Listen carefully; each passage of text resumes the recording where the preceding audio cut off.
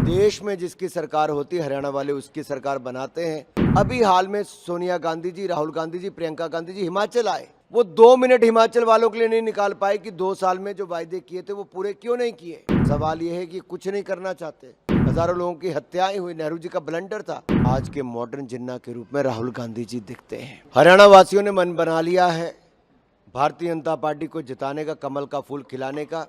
देश में जिसकी सरकार होती है हरियाणा वाले उसकी सरकार बनाते हैं। हिंदुस्तान में तीसरी बार हरियाणा वालों ने मोदी सरकार बनाई, भारतीय जनता पार्टी की सरकार बनाई, और हरियाणा में भी तीसरी बार भारतीय जनता पार्टी की सरकार बनेगी। हैट्रिक लगेगी।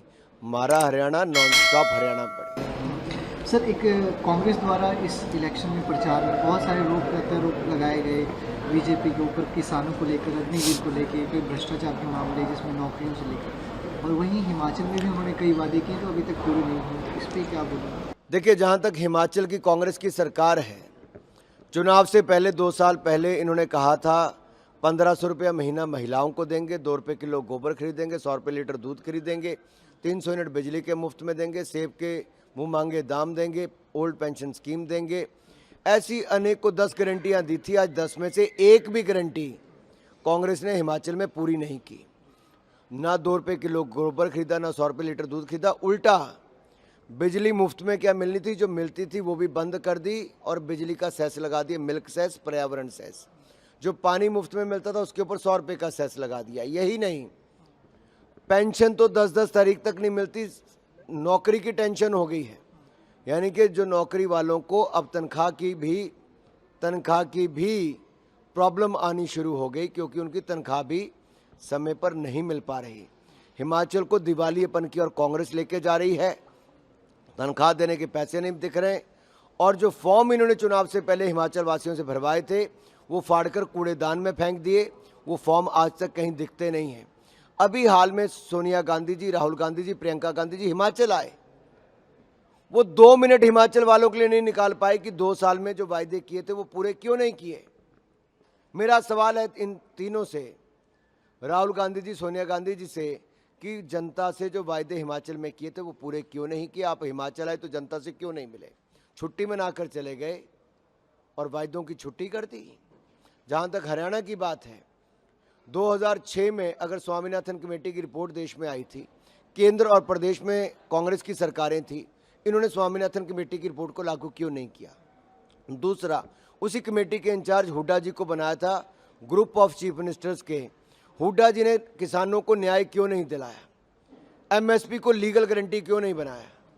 तीसरा मेरा सवाल है, हरियाणा में किसानों को 2 रुपये मुआवजा क्यों दिया, जबकि करोड़ों रुपए की जमीन किसी और को दे दी। नेशनल हेराल्ड वालों को ज़मीनें दे दी हरियाणा की सरकार ने, बिल्डरों को ज़मीनें दे दी हरियाणा की सरकार ने। ये कांग्रेस वालों ने किया था। और जब 500 रुपये मुआवजा आया तो उसके लिए 1000 रुपया पहले बैंक में जमा करा के खाता खुलाना पड़ा, और 1000 रुपये के लिए भी कई चक्कर काटने पड़े बैंक खाता खुलाने के लिए।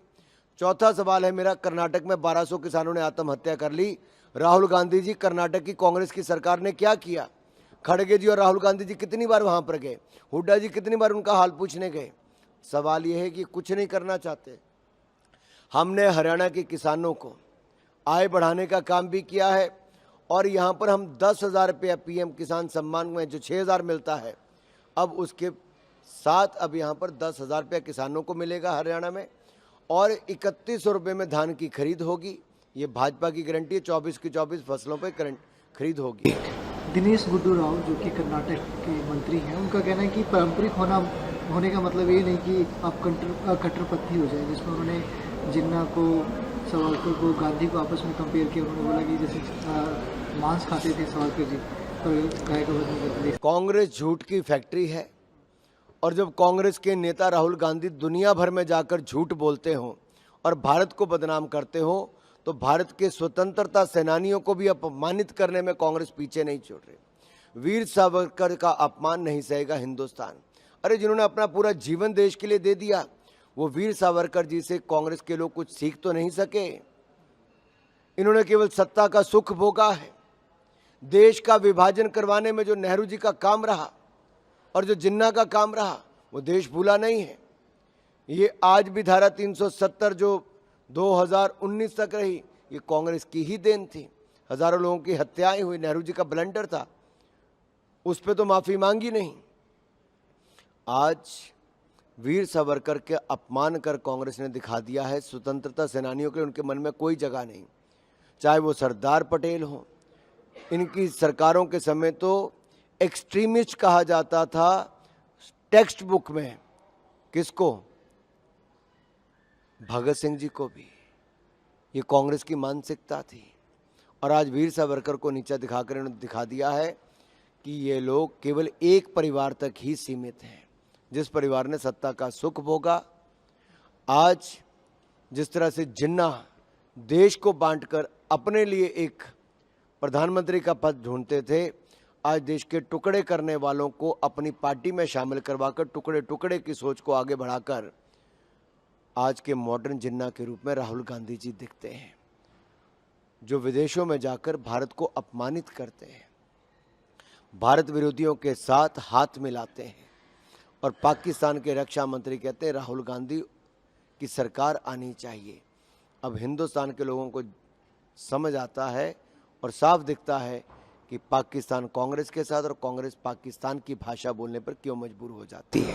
आज देश में कई जगहों पे किसानों द्वारा रेल रोकने का कॉल दिया गया है, कई जगहों पे रेल रोकी भी जा रही है, इस पर क्या प्रतिक्रिया होगी सर? क्योंकि बार बार ये हो रहा है कि किसान सेटिस्फाइड नहीं है। देश में किसानों के लिए एमएसपी पर दुगनी से ज़्यादा दुगनी खरीद भी की, दाम भी दिए। 5.5 लाख करोड़ की खरीद कांग्रेस के समय 10 साल में हुई, हमने 18 लाख करोड़ से ज़्यादा की खरीद की है। और हमने खाद के दाम भी नहीं बढ़ने दिए पिछले 3 साल में, ये मोदी सरकार ने करके दिया है। आगे भी किसानों के लिए हम लगातार काम कर रहे हैं। 3,20,000 करोड़ रुपये हमने अब तक पीएम किसान सम्मान में दे दिया और आगे भी जारी